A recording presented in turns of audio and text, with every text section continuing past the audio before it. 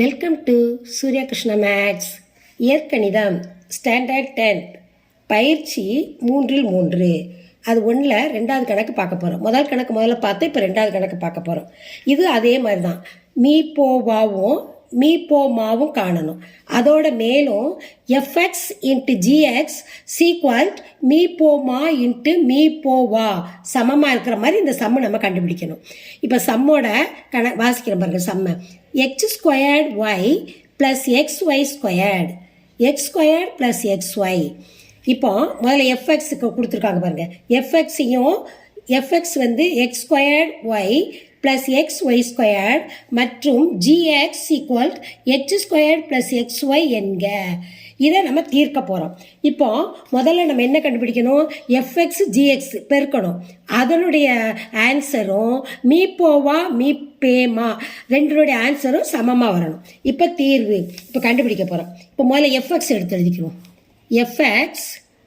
FX என்ன கொடுத்துருக்காங்க இங்கே? X square y plus X y square கொடுத்துருக்காங்க. இப்போ இதில் ரெண்டில் எது சேமாக இருக்குது? எக்ஸ் ஒய் ஒன்று போல் இருக்குது. அப்போ அதை நம்ம வெளியே எடுத்துடலாம். இதுலேயும் இருக்குது எக்ஸ் ஒய், இதில் ஒய் எக்ஸ் ஒய் இருக்குது. அப்போ ரெண்டுக்கு பொதுவானதை நம்ம முதல்ல வெளியே எடுத்துடணும். எக்ஸ் ஒய்யை வெளியே எடுத்துடணும். மீதி உள்ளதை இதுக்குள்ளே போடணும். இப்போ எக்ஸ் ஒய் வெளியே எடுத்துட்டோம். இப்போ இங்கே எக்ஸ் ஸ்கொயர் இருக்குது, இங்கே ஒரு எக்ஸ் தான் இருக்குது. அப்போ இங்கே ஒரு எக்ஸ் போடுறோம். ப்ளஸ் இங்கே ஏற்கனவே ஒரு ஒய் வந்துருச்சு, இங்கே ஒய் ஸ்கொயர் இருக்குது. அப்போ இங்கே ஒய் போடணும். இப்போ உங்களுக்கு விடை சரி பார்க்கறதுக்கு ஒரு ஸ்டெப்புக்கும் நான் ஏற்கனவே சொல்லியிருக்கேன். பெருக்க அடையாளத்துக்கு இப்போ அடைப்புக்குறிக்கு உள்ளே இருக்கிறதையும் அடைப்புக்குள் வெளியில் இருக்கிறதையும் பெருக்கணும். இப்போ எக்ஸ் ஒய்யை எக்ஸால் பெருக்குங்க. எக்ஸ் ஸ்கொயர்டு ஒய் வந்துருச்சா? ப்ளஸ்ஸும் பெருக்கும்போது ப்ளஸ் எக்ஸ் ஒய்யையும் பெருக்கும்போது எக்ஸ் ஒய் ஸ்கொயர்டு வந்துருச்சு. அப்புறம் பொதுவானதை வெளியே எடுத்து நம்ம வகுத்து வச்சுட்டோம். இப்போ இது வந்து எஃப்எக்ஸ் கண்டுபிடிச்சிட்டோம். எஃப்எக்ஸ் இது ஒரு பாக்ஸில் வச்சுக்கணும். ஏன்னா இந்த எஃப்எக்ஸும் ஜிஎக்ஸும் பெருக்கிறது மீ போ மாவும் மீ போ வாவும் சமமாக இருக்கணும். இப்போ எஃப்எக்ஸ் கண்டுபிடிச்சாச்சு. இப்போ ஜிஎக்ஸ் என்ன கொடுத்துருக்காங்க? அந்த கொடுத்துருக்காங்க பாருங்க. G x x square plus X Y. இப்போ இதுலேயும் எது பொதுவாக இருக்குது? எக்ஸ் பொதுவாக இருக்குது. ரெண்டுலேயுமே எக்ஸ் இருக்கா? அப்போ எக்ஸை வெளியே எடுத்துடணும். இங்கே எக்ஸ் ஸ்கொயர் இருக்குது, இங்கே எக்ஸ் மட்டும் இருக்குது. அப்போ எக்ஸையும் பெருக்குனா எக்ஸ் ஸ்கொயர்டு வந்துடும். இங்கே ஏற்கனவே எக்ஸ் வெளியில் இருக்குது. அப்போ ஒய் மட்டும் இங்கே போடணும். இப்போ ப்ராக்கெட்டுக்கு வெளியில் இருக்கிற பெருக்குங்க. எக்ஸையும் பெருக்குனா எக்ஸ் ஸ்கொயர், ஒய்யவும் எக்ஸையும் பெருக்குனா எக்ஸ் ஒய் வந்துருச்சா? இப்போ இது ஜிஎக்ஸோடைய ஆன்சர். இப்போ ஜிஎக்ஸும் எஃப்எக்ஸ் ஆன்சரும் வச்சுக்கணும். ஜிஎக்ஸு. இப்போ அடுத்து நம்ம இப்போ என்ன கண்டுபிடிக்க போகிறோம்? மீ போ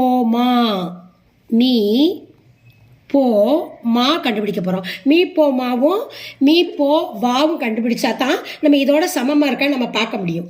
இப்போ மீ போ மாவுக்கு அந்த இதை எடுத்து எழுதணும். மேலே உள்ளதை எக்ஸ் ஒய், இந்த இடத்துல எஃப்எக்ஸ் இதை எடுத்து எழுதணும். X y bracket x plus y அதை எடுத்து எழுதிட்டோம். இப்போ இது வந்து மீ போ மா. ஜிஎக்ஸ் இருக்குல்ல, அது மீ போ வா. இதான்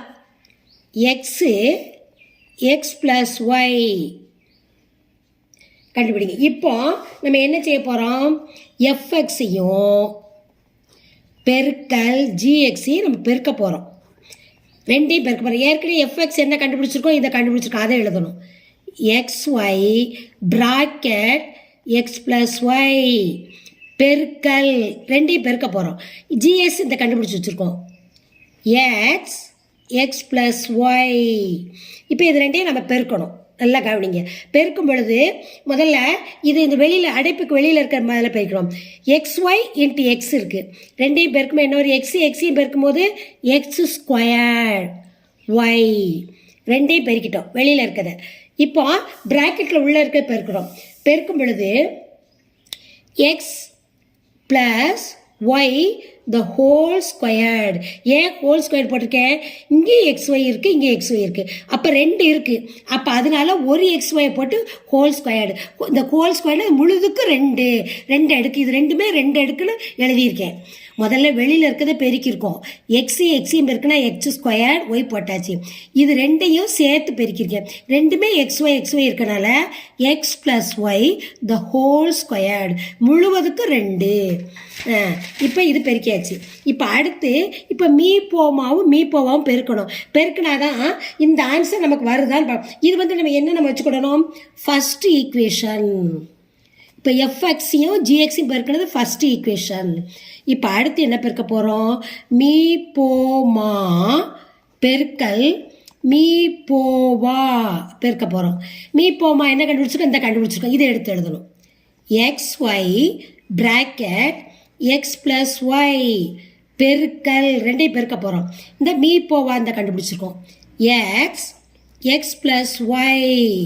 இப்போ இது 2 பெருக்கணும். நல்லா கவனிங்க. இப்போ முதல்ல வெளியில் இருக்கிறத பெருக்கிக்கிடணும். எக்ஸையும் பெருக்குனா என்ன வரும்? X². எக்ஸையும் பெருக்கிறோம் X². இந்த ஒய்யை அப்படி போட்டுடணும். அடுத்து இங்கே எப்படி இருக்குது? X + Y. அப்போ 2ஐயும் சேர்த்து நம்ம எப்படி எழுத சொல்லியிருக்கேன்? X + Y the whole squared.